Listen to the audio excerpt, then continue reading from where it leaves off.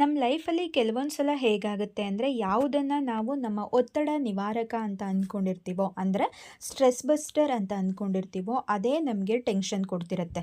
ಯಾವುದನ್ನು ಇಷ್ಟಪಟ್ಟು ಮಾಡ್ತಿರ್ತೀವೋ ಅದೇ ಕಷ್ಟ ಆಗುತ್ತೆ. ಇವತ್ತು ನನಗೆ ಹೀಗೆ ಆಯಿತು. ನನಗೆ ಮೂಡ್ ಆಫ್ ಆಗಿ ಬೇಜಾರಾದಾಗ ಎನರ್ಜಿ ಡೌನ್ ಆದಾಗ ಈ ರೋಡಲ್ಲಿ ಒಂದು ಸಲ ಬೈಕ್ ಟ್ರಿಪ್ ಹೋಗಿ ಬಂದರೆ ನನ್ನೆಲ್ಲ ಬೇಜಾರುಗಳು ಕೊನೆಯಾಗಿ ನನ್ನ ಎನರ್ಜಿ ಲೆವೆಲ್ ಜಾಸ್ತಿಯಾಗಿ ಮೈಂಡು ಫುಲ್ಲು ಫ್ರೆಶ್ ಆಗಿರುತ್ತೆ. ಬಟ್ ಇವತ್ತು ಈ ರೋಡಿಂದಾನೇ ನನಗೆ ಟೆನ್ಷನ್ ಆಗೋಯ್ತು. ಕಳೆದ ಒಂದು ವಾರದಿಂದ ಮಳೆ ಬಂದು ಬೇಸಿಗೆಯಲ್ಲಿ ಒಣಗಿದಂತಹ ಗಿಡ ಮರಗಳೆಲ್ಲ ಹಚ್ಚ ಹಸಿರಾಗಿ ಕಂಗೊಳಿಸ್ತಿರುತ್ತೆ. ಪ್ರಾಣಿಗಳೆಲ್ಲ ರಸ್ತೆ ಬದಿಗೆ ಬಂದಿರ್ತವೆ. ಅದನ್ನೆಲ್ಲ ನೋಡಿಕೊಂಡು ಮಾಸ್ತಿಗುಡಿಗೆ ಹೋಗಿ ಪೂಜೆ ಮಾಡಿಸ್ಕೊಂಡು ಬರೋಣ ಅಂತ ಹೊರಟಿದ್ವಿ. ಫಸ್ಟ್ ಆಫ್ ಆಲ್ ನನಗೆ ಇವತ್ತು ಹೋಗೋಕ್ಕೆ ಇಷ್ಟ ಇರಲಿಲ್ಲ. ಏನಕ್ಕೆ ಅಂದರೆ ಸಂಜೆ ಅಷ್ಟರಲ್ಲಿ ಕುಚ್ಚಿಗೆ ಆರ್ಡರ್ ಇದ್ದಂತಹ ಸಾರಿನ ರಿಟರ್ನ್ ಮಾಡಬೇಕಿತ್ತು. ಬಟ್ ನಮ್ಮ ಪತಿದೇವರಂತೂ ಹೋಗಲೇಬೇಕು ಅಂತ ಫಿಕ್ಸ್ ಆಗಿದ್ರು.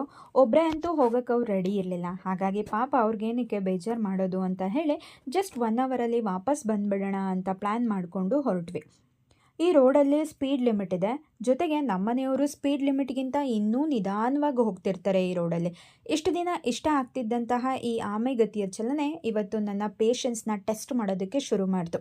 ಇಷ್ಟು ದಿನ ಎಷ್ಟು ಲೇಟ್ ಆದರೂ ಮನಸ್ಸಿಗೆ ಖುಷಿ ನೀಡ್ತಿದ್ದಂತಹ ಈ ಪ್ರಕೃತಿ ಇವತ್ತು ಎಷ್ಟು ಬೇಗ ಇಲ್ಲಿಂದ ಹೊರಡ್ತೀವೋ ಅನಿಸೋಕ್ಕೆ ಶುರುವಾಯಿತು. ಯಾಕೆ ಇಷ್ಟೆಲ್ಲ ಟೆನ್ಷನ್ ಆಗ್ತಿತ್ತು ಅಂದರೆ ನನ್ನ ನೇಚರ್ ಹೇಗೆ ಅಂದರೆ ನಾನೊಬ್ಬರಿಗೆ ಒಂದು ಕೆಲಸ ಮಾಡ್ತೀನಿ ಅಂತ ಒಪ್ಕೊಂಡ್ಮೇಲೆ ಹೇಳಿದ ಟೈಮ್ಗೆ ಹೇಳಿದ